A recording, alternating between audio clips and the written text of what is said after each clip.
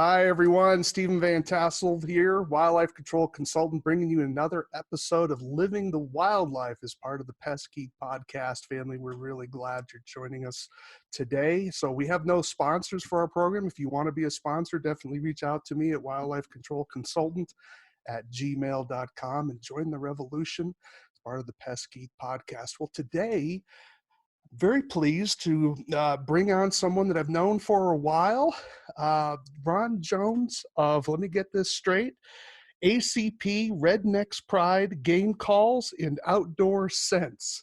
It's a mouthful.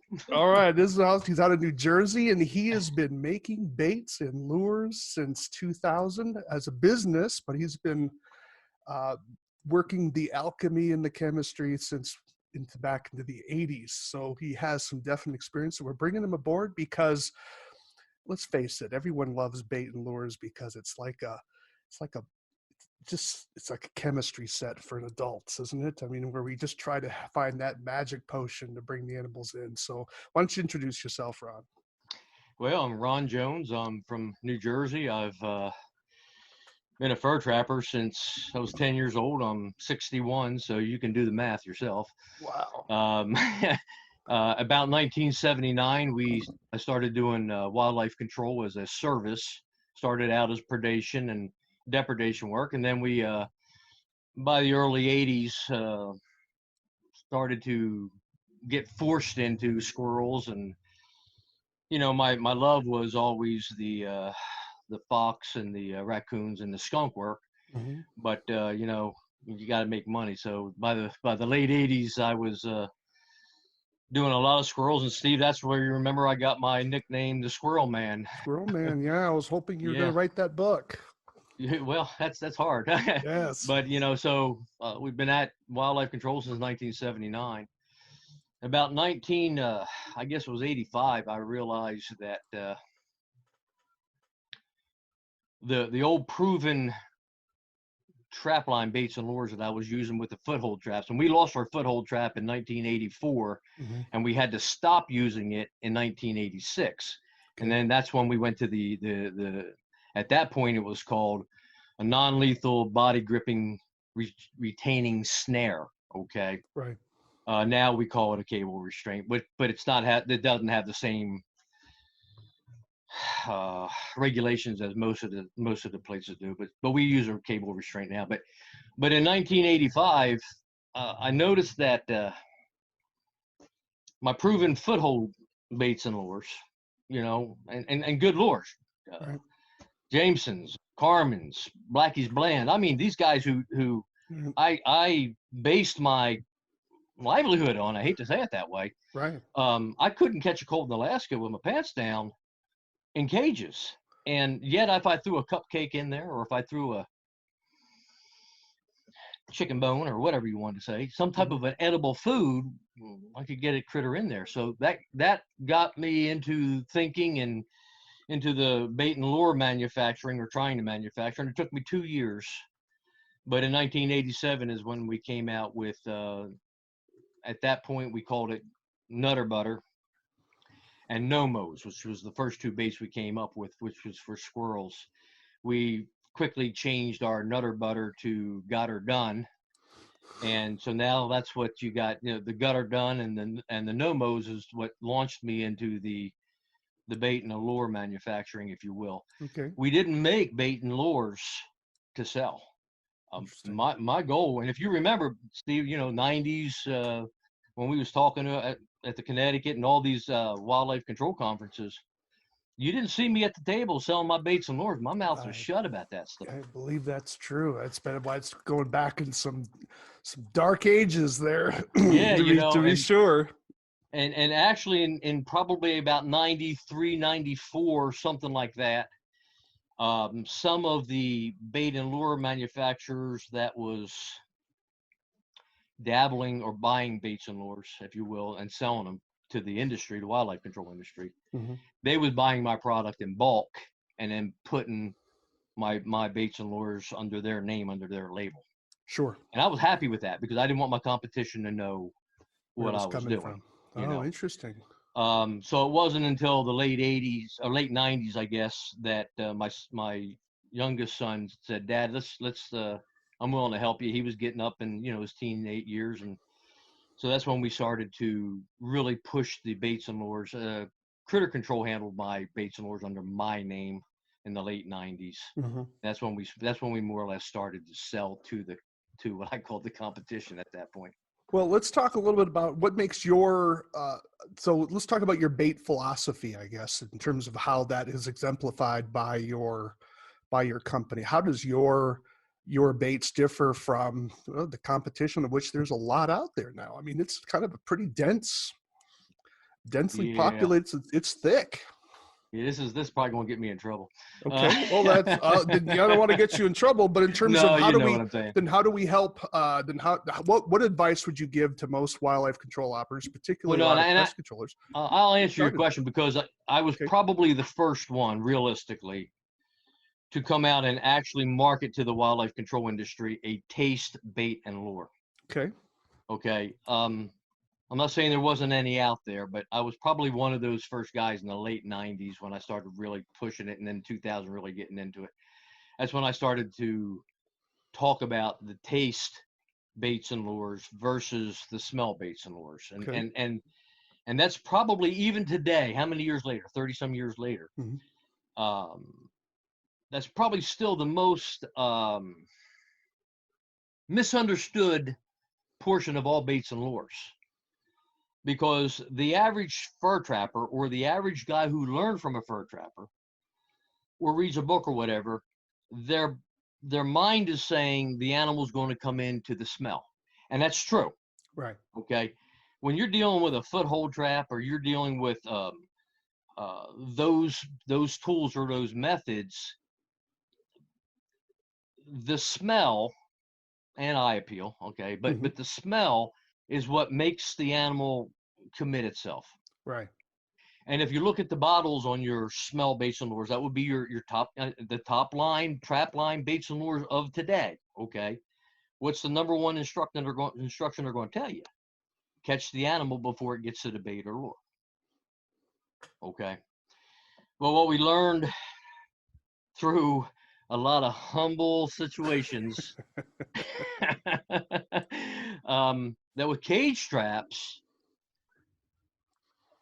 and I could go an hour and a half just in cage trapping talk, and you know Right. that, so Right. I'll hold off on that. But with the cage trap, you needed to convince that animal to go into a negative, and a lot of folks will automatically take that wrong, but everything has a positive and a negative. There's everything in life is positive, negative. There's very few neutrals.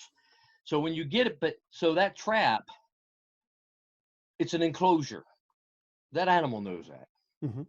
Most traps, when you look to the back of that trap, they can see that there's something in the back of that trap. It's not wide open. That's why a lot of guys like the wide open doors, but you're in the same ball game because you still have an enclosure that animal's got to walk into that wasn't there yesterday. Right. So there's a negative. Now, I'm not saying that they're afraid of that negative. I'm just saying they're saying, whoa, okay. And the first thing the animal will do with a fish head, can of cat food, whatever, okay, is when they come up to that door, they're going to look in that door and then they're going to say, I don't know that I want to go in there.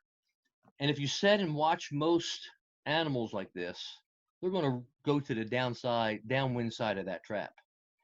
And most guys are going to throw that bait all the way in the back of that trap. So where do they go? They go to the downwind side to the back of the trap. So by me watching a lot of raccoons and squirrels too, with a lot of customers standing right beside me thinking I was a god.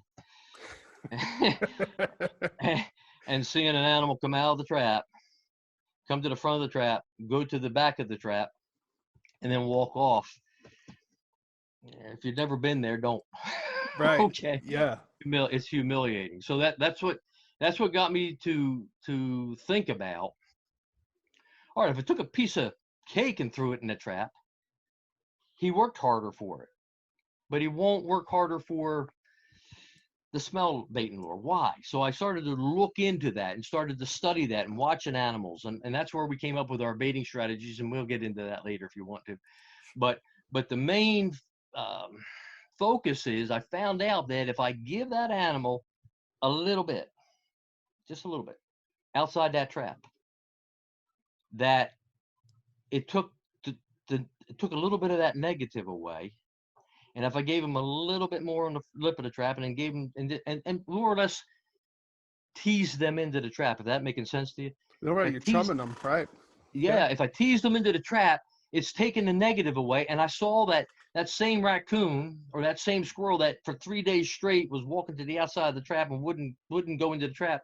When I teased them by accident, I found this stuff out, that they would go into the trap. So I started putting that theory together.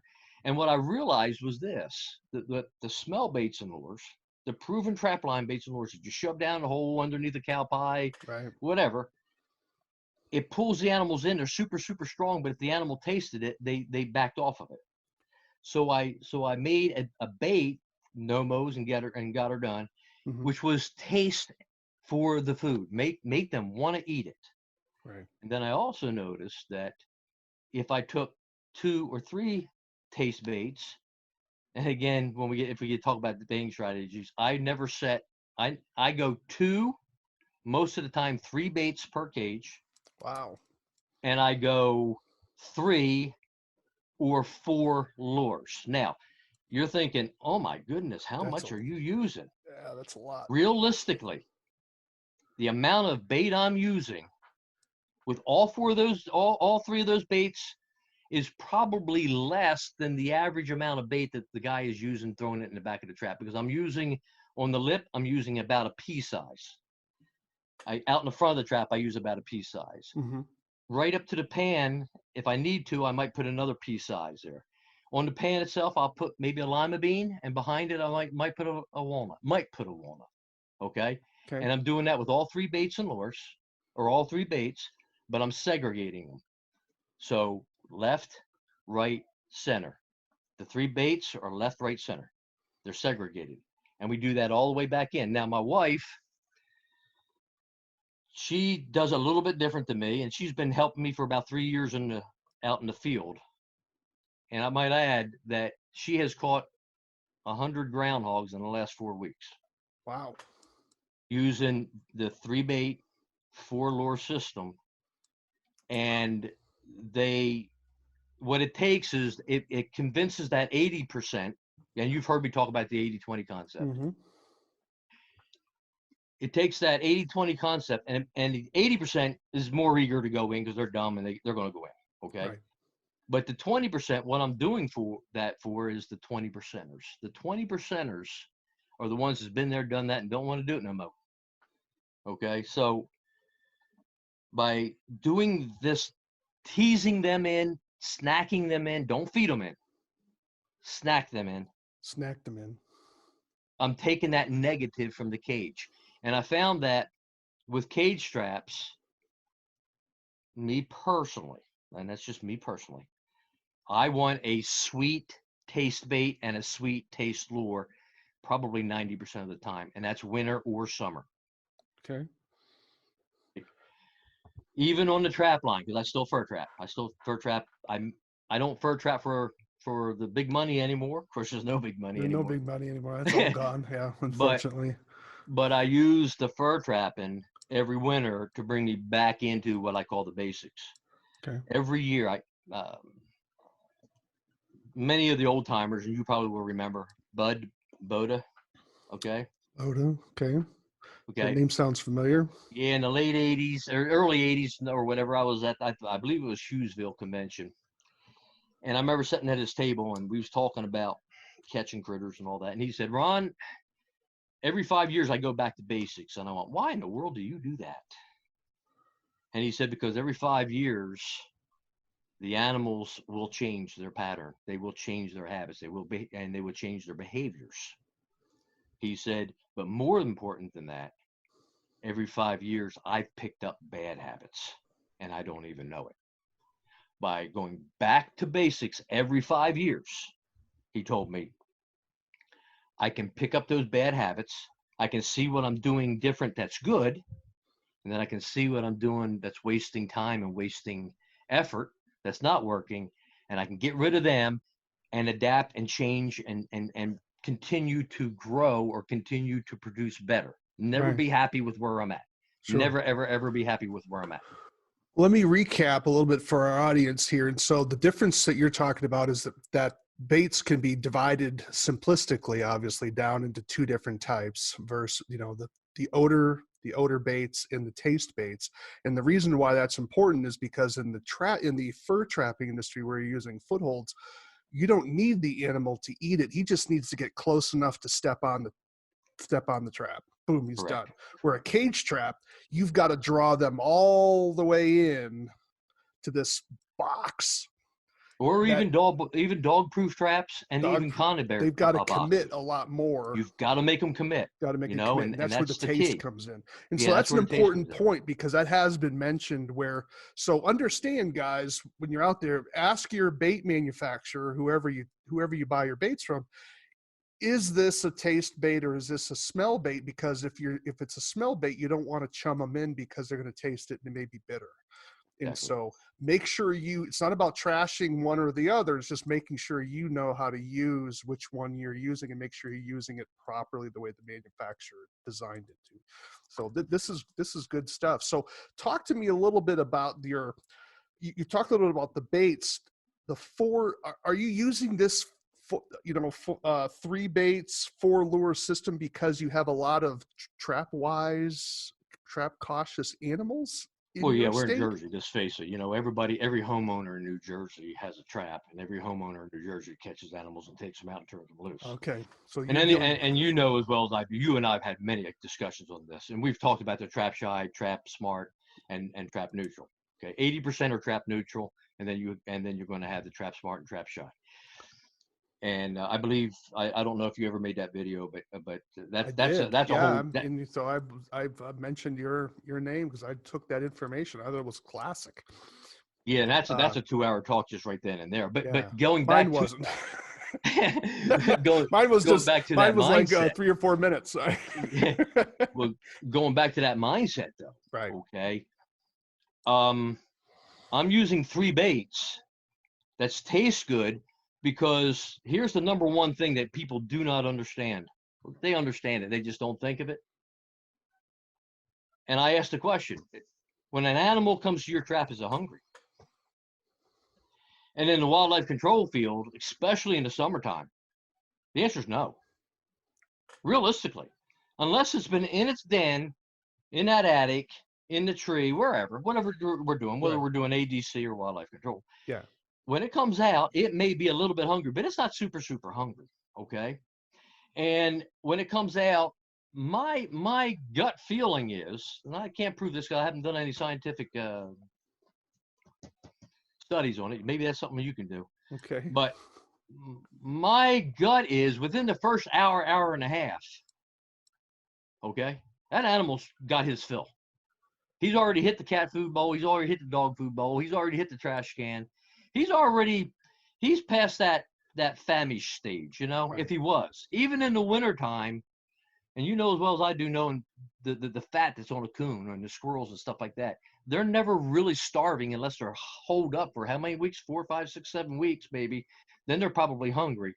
But when they come out, within the first hour or so, they're filled. So my mindset with the taste baits and lures is don't give them something to eat. Give them a chocolate chip cookie and a glass of milk.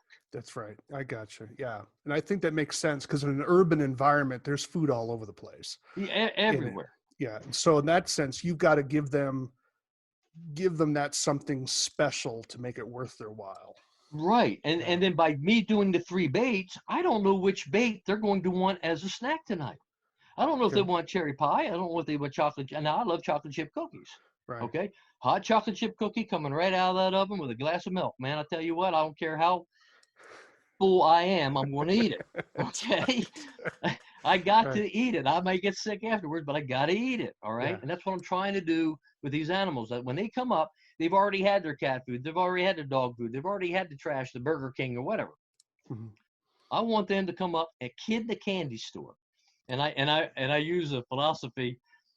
I want it to be a fat man's view of a smorgasbord. Okay. I But you're want focusing more on the sugar. Where's the fat come in? Is none. it just Mine, I'm not even thinking about that. fat? Okay. You know what? Because I personally don't think the animal's sitting there thinking, I need my calorie intake today. Okay. I personally think the animal comes up and says, man, that smells pretty doggone good. Do I want it or do I not? And so if I got persimmon as a lure, and I've got banana bait, and I've got a chocolate chip cookie, Mm-hmm. which one is he going to prefer to eat? Because at that point, by making him want to, or her or it, and females, and you know and I know, females are the hardest animals to catch. When they've got young, they're a pain. So I want her mind off of the negative. That's all the smells in that trap, all the negatives around that trap. I want her keying in on that kid in a candy store seeing all this candy in front of them, and they don't know which one to take. It builds up an excitement. I believe the same principles for fur trapping, by the way. Okay. 3 smells per trap. Okay. Right. But in fur trapping, you may be a gland lure or something like that. Right.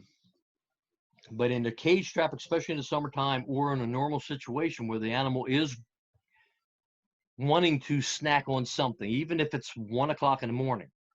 Okay. And we know when it, in the wintertime, it gets dark at 5, he comes out by 1 o'clock, that's what 6-7 hours later. I want that thing to say, oh, this smells good. And I'm offering them 3 baits to eat that way. All right. It's got its pick. It may not want this one tonight, but it wants that one, and it may not want that one. So I'm adding the excitement to it. Also, by adding the lure, which is also a taste lure. Okay. If they lick it, it tastes good to the animal. Maybe not to us, but to the animal it does. Right. Okay. I'm giving it more of a reason to want to go into that cage. So how do you apply the lure? I mean, the bait is pretty straightforward because it has some mass to it, right? But how are you applying the are you dripping it in? Oh no, I stream it in or drip it in. Stream it in. Okay. What I usually will do is I will usually take the 3 baits or lures, the 3 baits rather, and I will usually put them out in front of the trap by about a foot, 6 inches. And I usually take an eggshell or a marshmallow and put out there. Okay, it's the visual appeal. All right. Well, it's not only the visual. It's a visual, but it's more important for me. Okay. And I'll explain that in a second. Then I come up to the lip of the trap, and then I'm going to put my 3 baits, boom, or 2 baits, whatever you want. I find fur trappers are 2 baits. Wildlife control guys go 3. Wildlife control guys are not afraid to spend $7 for a jar of bait, where a trapper will scream and cry for spending $7 for a bait. Different money system, absolutely. Yeah. So you put that little smear, a pea-sized smear out front of the trap, about a foot. You go just inside that, right on the lip. Put a little pea size right there. And then I go to the treadle, and maybe right in front of the treadle I'll put some, or maybe on the treadle I'll put a larger size. That first lure, say I'm going to use my persimmon or my purple passion. What do you say? I'll take the purple passion, and from that outside marshmallow, I'll dribble a little bit on that marshmallow or that eggshell. I'm really starting to like eggshells more than marshmallows. Okay. But I take the because the ants don't eat the eggshells, where the stinking ants tear the marshmallows up. Okay. And the homeowner, and this is something for every professional out there. I don't care what you use. I don't care if you're using Jiffy peanut butter. Take the stupid label off of it. Yes, put some bird seed in there. And put some food coloring in there. Oh gosh, I tell people that all the time. Don't insult your client. Yeah. And I here's how I describe. This is one of my pet peeves. So I'm glad you brought it up. That is, look, folks, when they're hiring you, it's sort of like, how would you feel? The analogy I use is, how would you feel if an electrician came to your house and was charging you $80 to show up, and all of a sudden he walks over to the wall and plugs in the appliance and it works and charges you $80? Now, did he fix the problem? Yes, he did. Did he deserve his $80? Yes, he did. But do you feel like you love him? The answer is no. Right? So why are you doing that to your client? You don't have to. I'm not telling people to lie to their clients. It's none of their business what you're using, other than you're telling them it's maybe food-based. There's no chemicals in it unless you're putting some in. You have to be honest about that. But you don't have to tell them what you're using. Say it's a food grade product. That's And it. if it is, I mean, and so you don't have to say just, well, I know that's peanut butter, and just smile at them. You don't have to say yes or no, just smile. But you don't have to lie to them. And so And that's why I changed from marshmallows, because the marshmallow, they say, well, I can do that. And that's right. every customer Yeah. thinks Yeah. that marshmallow is the bait. Yeah. And, you know, like I set a trap up today, and the lady looked at it and she goes, I don't see the bait and lure. I said, look harder. And she said, I see some little stuff in there. I said, that's the bait and lures. That's the bait. So I said, you don't see the lures because the lure is in the ground. Yeah. I said, but, you know, the marshmallow is for me. And I might as well say it now. The marshmallow is how I distinguish whether I got a trap neutral, trap smart, trap shy animal. So it's a little trigger for Okay. it. Okay. So that marshmallow out in front of that trap, and I run that first lure, Purple Passion. I run that into the trap and usually halfway into the front of the trap. Okay. I got the next baits and lures on the pan, we'll say, because you're the trappers and they don't want to put they don't want to use a pea-size more. Okay. So they put it on the truddle, on the pan. I'm going to take a second lure. And for example, here, I'm going to go from the lip of the cage on the right-hand side of the trap, and I'm going to run that all the way to the pan and pour it on the pan. All right. Okay. Then I'm going to take the third lure, and halfway in the trap, I'm going to pour it from halfway in the trap to the back of the trap, over the pan into the back of the trap, and then the fourth lure, now that's on the left side, Yeah. and then the fourth lure, right smack dab in the middle, I'll pour a good glob in the trap. By the way, I'm applying all baits and lures through the top of the trap. You're not worried about the animal jumping on top? Nope, because what I'm doing there is I'm getting two air currents. Yeah. Yeah. Okay. I'm getting the air current on the ground where the bait and the lure is, and that's going to roll out depending on how much air current you actually have. We prefer, and this, I'm supposed to give a talk. I think I'm supposed to give a talk later on about cage trapping, so I'll give a little secret. You want the cage trap opening facing the direction of the animal. That's smart number one. Sure. Okay. Yeah. Where you don't want him coming up to the matters. side. Right. Yeah. If you can make the trap with the air flowing through the trap from back to front, that's much better. But reality-wise, that's not going to happen. I think that's harder in an urban area anyways, because the structures, I think, screw up some of those. Yeah, it's bouncing around. Yeah. But you want as much as you can for the airflow to come to the front of the trap and the front of the trap to be the direction that the animal's coming from. Yeah. Okay. And then what you're going to do is, by that animal coming up and hitting that bait and lure and smells out front of that trap where there's no negative at this, it's far enough. It's like the coyote standing 18 inches out from that dirt hole. Right. He's just standing there looking. He's not committed. He knows he's okay. Okay. Right. That animal, and I learned this the hard way. I learned this from raccoons, and I learned this from squirrels. People say squirrels are stupid. They are not stupid. I have seen many a squirrel stand in front of that trap, 6, 8, 10 inches out in front of that trap, just looking in that trap, saying, do I want it or do I not want it? Right. Okay. Raccoons do the same thing. Skunks, oh my gosh. Skunks are not dumb either, and they do the same thing. Skunk would drive your hair, make me pull my gray hair out. All right. So when they come up and they hit that first bait and lure, they can't help but do what to that marshmallow? They can't help but move it. They got to move it. Okay. They may not eat it. Right. And that's why I say to the customers, when the customers say marshmallows, is that the bait? I say, no, they'll eat a marshmallow, but that's not a good bait. If I was to just throw marshmallows in your trap, I'm probably going to get a 50-50 chance of catching something, realistically, just marshmallows. But they have to come up and they have to move that marshmallow. The same thing with an eggshell. That's why I like eggshells. The ants don't get to it, and the customer didn't think about it. Oh, I showed them a trick that wow, I'm a wizard. Okay. Sure. They got to move that. They got to move it. And this is where, if you're setting a cage trap, DP trap, conibear box, we as trappers can't just come up and say, plop the trap down and not pay attention. We got to know everything about that set. We got to know everything about that set. Mm-hmm. Pay attention to what you did. Know what you did. That's where getting into the rhythm of what you did helps out too, because everything falls into place very quickly. It takes me 30 seconds longer to bait a trap the way I'm telling you to do it now than it does it's fast. Yeah, Okay. no, I think we have to have you back because we've been still at that sort of 10,000 foot level here. And I think this is important for people to get a grasp of, because you're forcing them to think about what are they doing when they're baiting in terms of how they're baiting. Is it a sweet bait? Is it a odor bait? And the combinations of things. And sometimes we do get into a crutch of just using one product. I mean, that's what I did. I only Well, used basically one.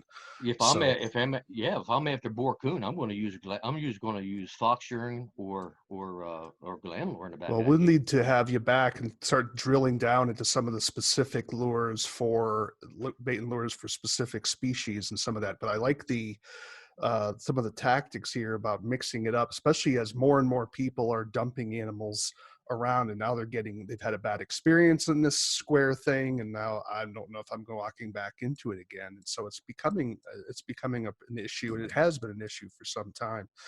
Well, we want to thank you again, Ron Jones, everybody. Let's talk a little about his company, ACP Redneck's Pride Game Calls and Outdoor Sense. He's online.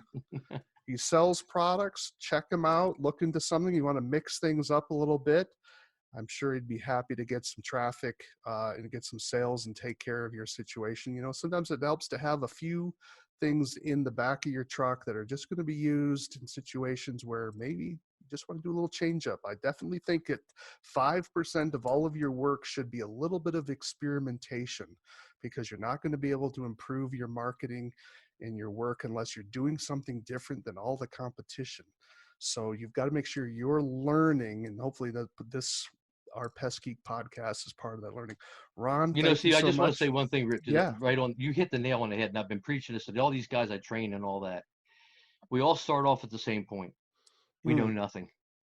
And through whatever time frame and whatever mentors and whatever bubble we have, we grow at certain levels.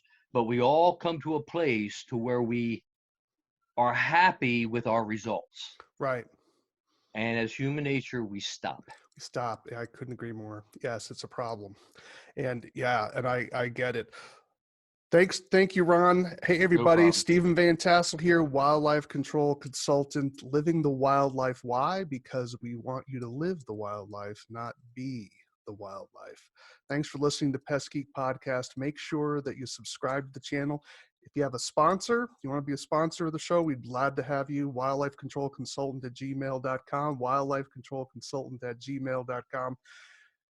If you have an idea for the show, criticism of the show, yes, we'll even accept those. Definitely reach out to me again, wildlifecontrolconsultant@gmail.com. And don't forget to check out Ron Jones's site, ACP Redneck Pride Game Calls and Outdoor Sense. Check out his site.